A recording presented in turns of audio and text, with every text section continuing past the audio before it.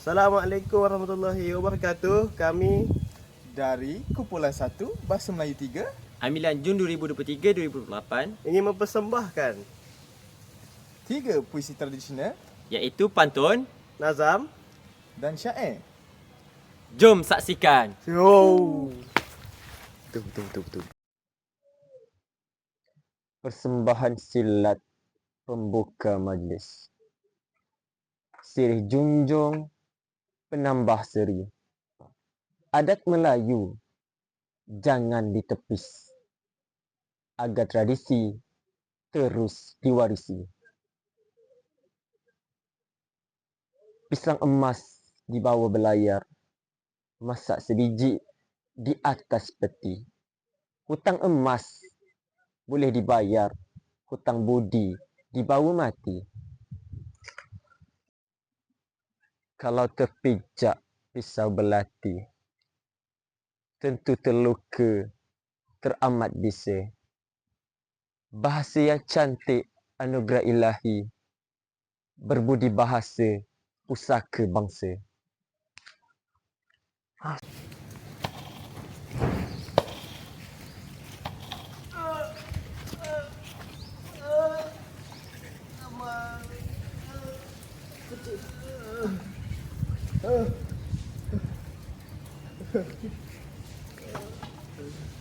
Saudara, kenapa ni? Pati ni sakit oh.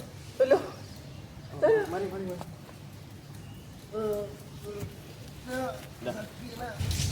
Syair definisi orang berakal. Orang berakal sangatlah mulia, pakaian anbiya dan aulia. Barang siapa mengikut dia, itulah tanda orang bahagia. Kerana ia akalnya tajam, menjadi kepala belah bermacam. Jikalau mata melihatkan kejam, disebutlah jalannya ia tersunjam.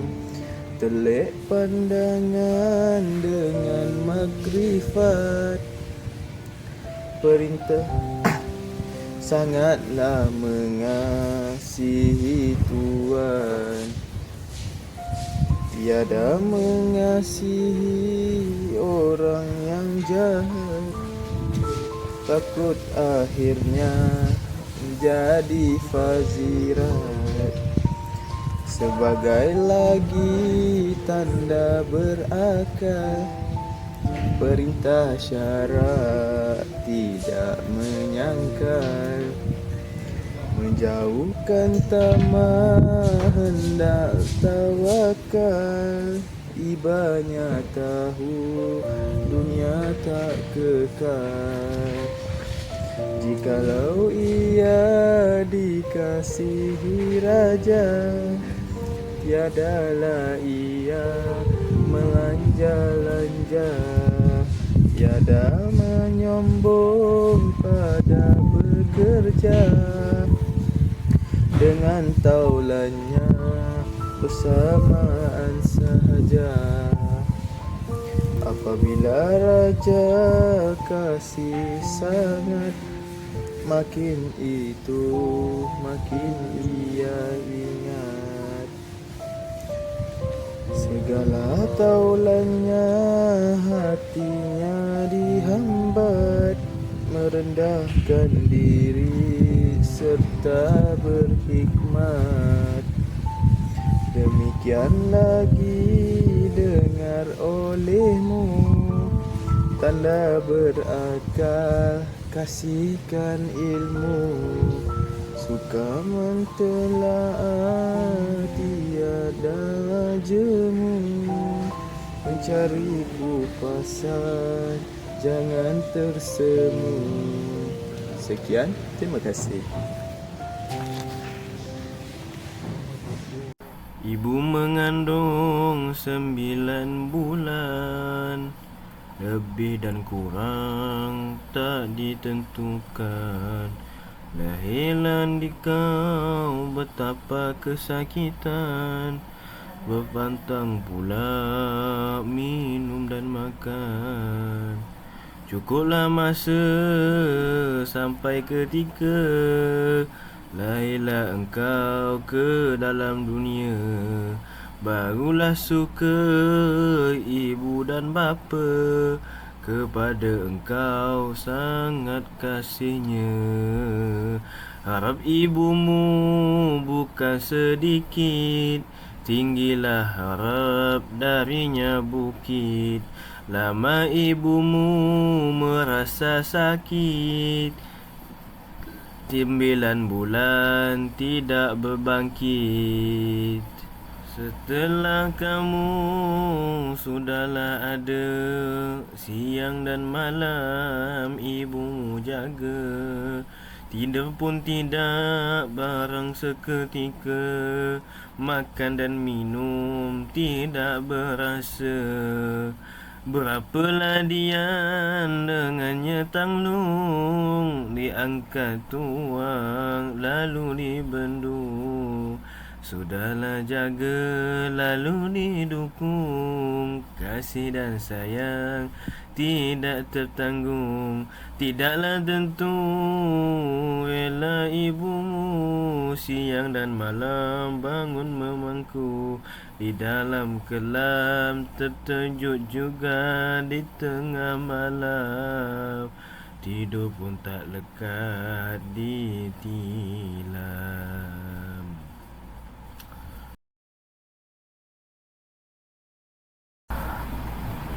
Rela ibumu menanggung hutang, kain dan baju tidak dipandang. Basah di ampai, kering di pinggang. Didukung galas tidak berenggang. Kenang ayahmu anak bangsawan, barang katanya jangan dilawan. Ibu bapamu hubungan Tuhan, baru sempurna anak budiman. Hai segala anaknya Adam, kasihnya ibu tiada sepadan. Kasihnya ayah rela berkorban, badan dan nyawa jadi taruhan. Bismillahirrahmanirrahim. Assalamualaikum warahmatullahi wabarakatuh dan salam sejahtera. Pada hari ini kami akan melaksanakan suatu tugasan iaitu tugasan 2 persembahan BMMB 3193 pengantar kesusasteraan Melayu dan BMMB 3183 fonetik dan fonologi bahasa Melayu. Ini merupakan ahli kumpulan kami iaitu yang pertama iaitu Muhammad Amiruddin, yang kedua saya sendiri Ahmad Lutfan Taqi bin Nasran, yang ketiga iaitu Ikhwan Yusof. Ini merupakan isi kandungan yang terdapat dalam video kali ini iaitu yang pertama puisi pantun, yang kedua syair, yang ketiga nazam, yang keempat unsur pengujaran dan penyekuan sebutan baku dalam pantun, syair dan nazam. Okey, seterusnya kita pergi pula kepada puisi yang pertama iaitu pantun. Kita pergi dulu kepada takrifan pantun itu. Apakah itu pantun? Menurut Kamus Dewan, pantun ini dapat diinterpretasikan sebagai puisi lama yang biasanya terdiri daripada 4 baris. Pada dua-dua baris pertama merupakan pembayang, manakala 2 baris terakhir itu merupakan maksud pantun itu sendiri. Okey, untuk pada kali ini saya menggunakan pantun yang bertemakan pantun budi. Dan saya tampilkan 3 rangkap pantun dan semua pantun ini saya merujuk kepada buku daripada keluaran daripada Dewan Bahasa dan Pustaka sendiri iaitu Kurik Kundi Merah Saga, tajuk buku itu.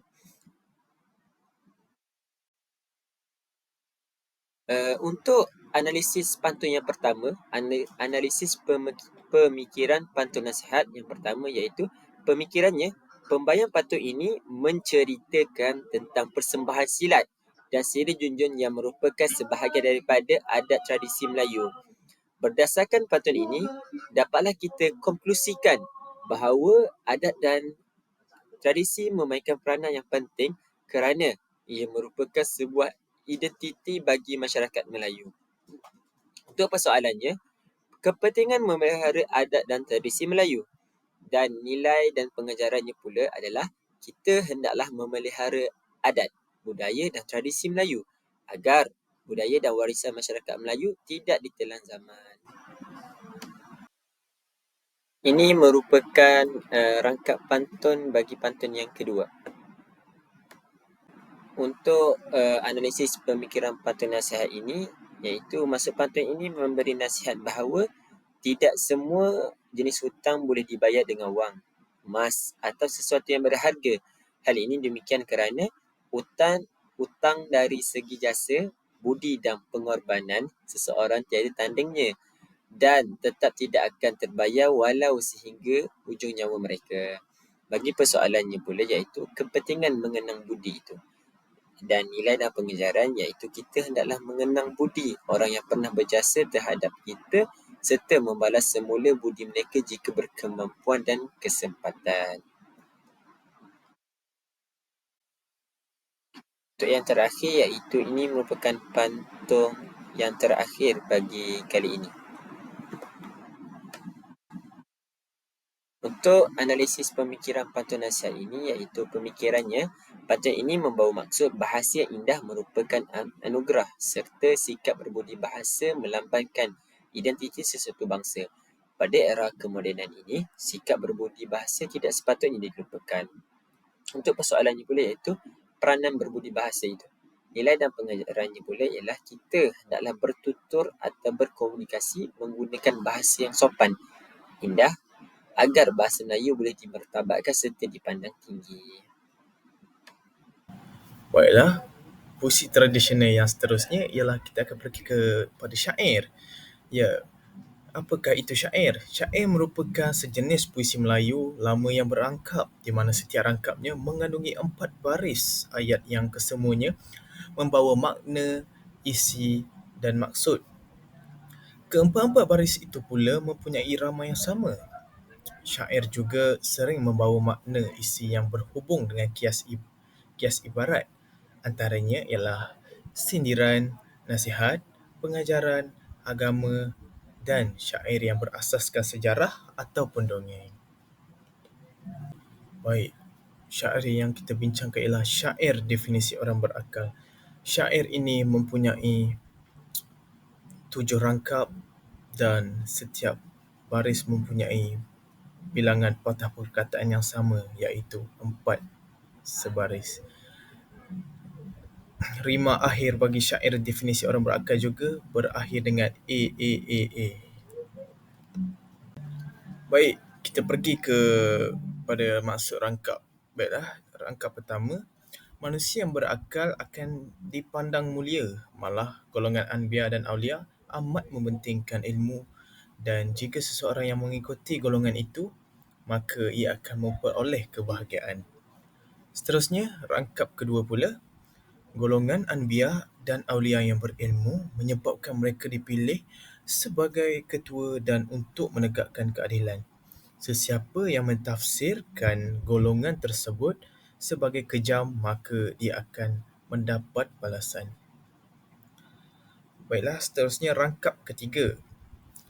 Orang yang berakal berpandangan jauh, dia akan bersahabat dengan orang yang baik sahaja. Sebaliknya akan mengenepikan orang yang jahat kerana takut terpengaruh dengan sikap negatif mereka. Seterusnya rangkap keempat pula, orang yang berakal juga patuh kepada perintah Allah SWT dan mengikut hukum syaraknya. Selain berserah kepada Allah SWT, mereka juga tidak bersikap tamak kerana mereka sedar bahawa dunia ini tidak akan kekal lama.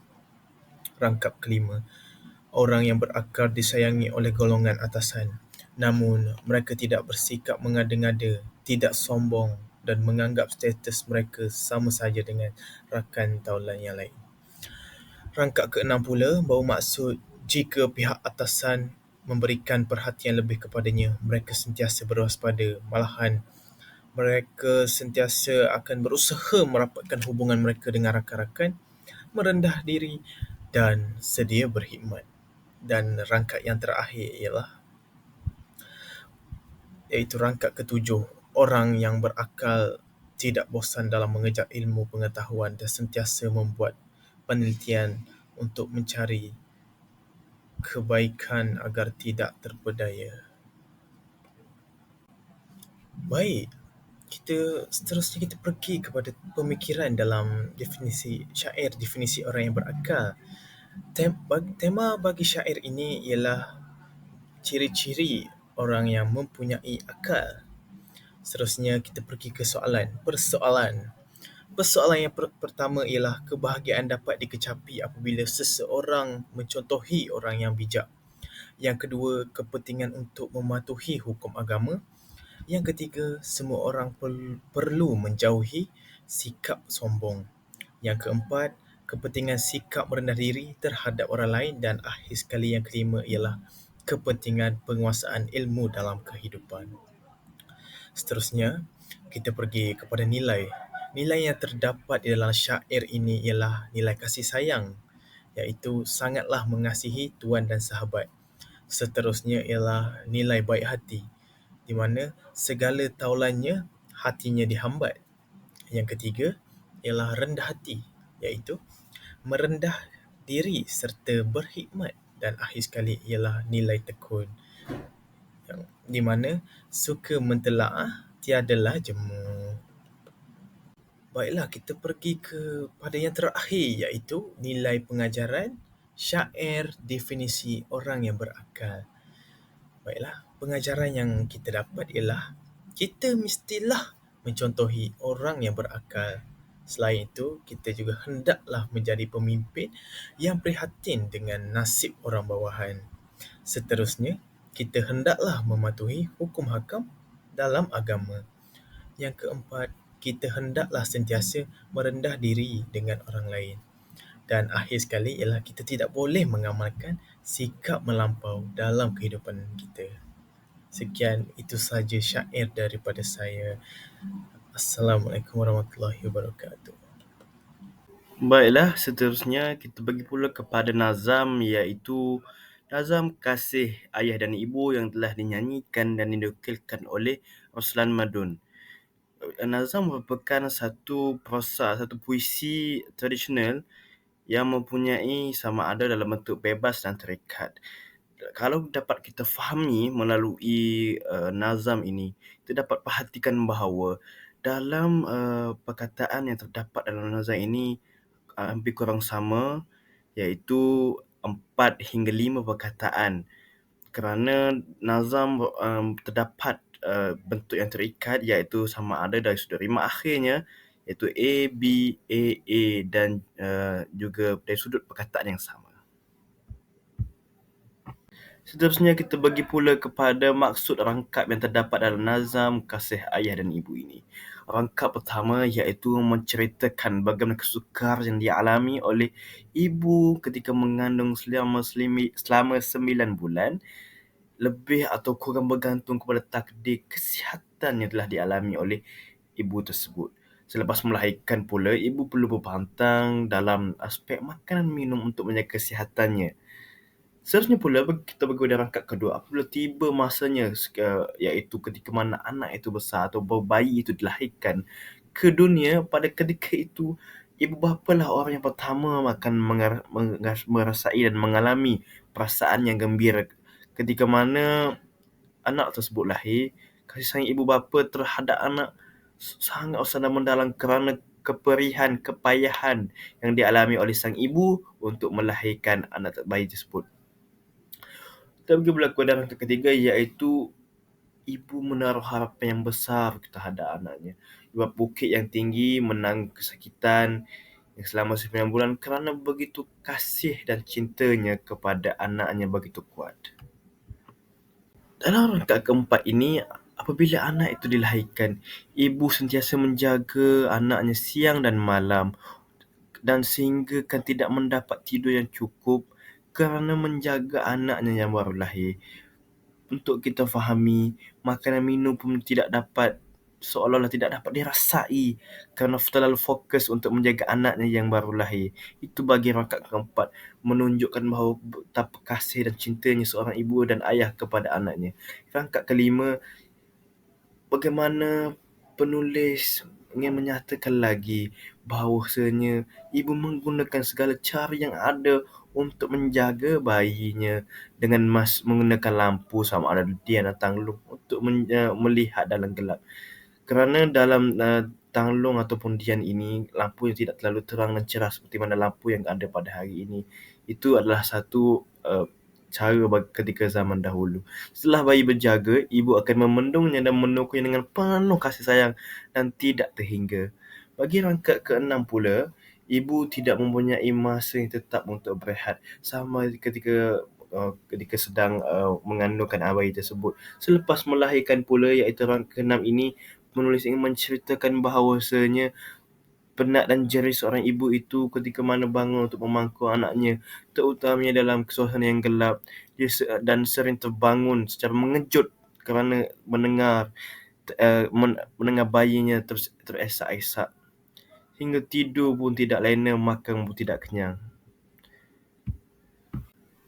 Bagi rangkap ketujuh, bagaimana masih dapat kita fahami bahawasanya ibu merupakan seorang yang sanggup menanggung hutang demi memastikan keperluan anak-anaknya tercukupi, seperti pakaian, barang-barang makanan, perlu kepada duit, dan kepada yang tidak mampu pasti akan berhutang. Manakala pakaian anak dijemur untuk kering, sementara ibu tetap mendukung anak tanpa memikirkan kesusahan sendiri kerana kasih sayang yang sangat mendalam kepada anaknya. Bagi rangkap ke-8, rangkap ini mengingatkan kepada anak-anak supaya menghormati ayah mereka. Sebagai anak yang baik, janganlah kita melawan ibu bapa dengan segala apa macam sekalipun. Hubungan ibu bapa dengan anak adalah hubungan yang ditentukan oleh Tuhan, dan hanya dengan menghormati mereka seorang itu dianggap sebagai seorang anak yang budi pekerti. Manakala bagi rangkap ke-9, rangkap ini ditujukan kepada semua anak keturunan manusia, itu anak-anak Adam, bahawasanya tanpa kasih ibu dan penat lelah ayah dan ibu, maka kita tidak akan dapat berada sebagaimana kita pada hari ini. Lihatlah bagaimana kasih sayang ayah termasuk mengorbankan nyawa dan raga demi memastikan kebahagiaan dan kesejahteraan anak-anak mereka. Apa yang dapat kita memahami pemikiran yang dinyatakan oleh penulis ataupun penyair tersebut, iaitu yang pertama sekali, kita dapat pastikan bahawa menunjukkan bahawa pemikiran orang Melayu pada ketika itu menyedari bahawa tingginya pengorbanan dan kesakitan yang dirasai oleh seorang ibu untuk melahirkan anak. Kesakitan yang ditanggung bukanlah sedikit, malah dirasai dalam tempoh yang lama. Selepas kelahiran, ibu perlu menjaga makan dan minumnya sehingga habis masa pantang. Dapat kita fahami bahawa pada ketika itu, apa yang ingin dinyatakan bahawasanya tanpa pengorbanan ibu yang mengandungkan bayi tersebut, anak tersebut tanpa kasih sayang, maka anak yang tersebut akan keluar sama ada mati ketika dalam kandungan ataupun tidak dapat merasai nikmatnya kehidupan ini dengan kasih sayang ibu dan ayah. Yang terakhir sekali, iaitu nilai pengejaran yang terdapat dalam nazam kasih ibu dan ayah ini, iaitu yang pertama sekali, kita mestilah menghargai pengorbanan ibu dan bapa, kerana pengorbanan ibu dan bapa amat penting bagi kita. Tanpa pengorbanan mereka, kita tidak dapat merasai nikmat-nikmat yang kita ada pada hari ini. Yang kedua, kita hendaklah berdoa untuk ibu bapa, kerana ibu bapa merupakan manusia pertama yang mendoakan kesejahteraan utama kepada kita. Yang ketiga, kita perlulah menjadi anak-anak yang berbakti, kerana pada akhirnya kita juga akan mengalami perkara yang sama. Hidup ini adalah roda dan berputar ke arah yang sama. Dan yang terakhir sekali, kita harus memahami tanggungjawab anak terhadap ibu bapa, kerana tanggungjawab anak ini adalah penting supaya kita tahu apakah hak-hak yang perlu ada hak-hak ibu bapa dalam kehidupan mereka dan dalam kehidupan kita sendiri. Dan pada akhirnya kita juga akan mengalami proses yang sama. Baiklah, setakat itu saja daripada kami. Sekian, terima kasih.